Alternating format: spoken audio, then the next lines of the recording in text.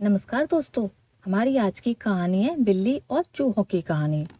एक बार एक बिल्ली थी। वो बहुत ही चालाक और चौकस थी और उसकी इसी चालाकी और चौकसी को देखकर चूहे भी सावधान हो गए थे और अब चूहे बिल्ली के हाथ नहीं आ रहे थे। एक समय ऐसा आया कि बिल्ली भूख के मारे तड़पने लगी। एक भी चूहा उसके हाथ नहीं आता था क्योंकि वो उसकी आहट सुनते ही तेजी से अपने बिल में छुप जाते थे। भूख से बचने के लिए बिल्ली योजना बनाने लगी। तभी उसके दिमाग में कुछ विचार आया और वो एक टेबल पर उल्टी लेट गई। उसने सभी चूहों को यह सोचने पर मजबूर कर दिया कि वो मर चुकी है। सारे चूहे बिल्ली को ऐसे लेटा हुआ अपने बिल से ही देख रहे थे। उन्हें पता था कि बिल्ली बहुत चालाक है, इसलिए उनमें से कोई भी चूहा अपने बिल से बाहर नहीं आया। लेकिन बिल्ली भी हार मानने वालों में से नहीं थी। वो बहुत देर तक उसी टेबल पर उल्टी लेटी रही। धीरे धीरे चूहों को लगने लगा कि बिल्ली मर चुकी है। वो जश्न मनाते हुए अपने बिल से निकलने लगे। चूहे जैसे ही बिल्ली की टेबल के पास पहुंचे, उसने उछलकर दो चूहे पकड़ लिए। इस तरह बिल्ली ने इस बार तो अपने पेट को भर लिया, लेकिन चूहे अब और भी ज्यादा सतर्क हो गए।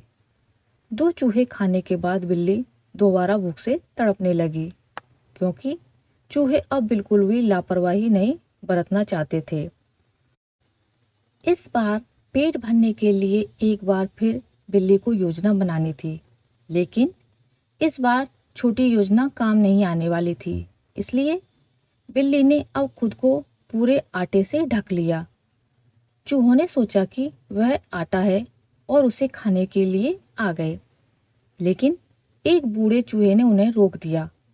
उसने ध्यान से आटा देखा तो उसे उसमें बिल्ली का आकार दिखने लगा।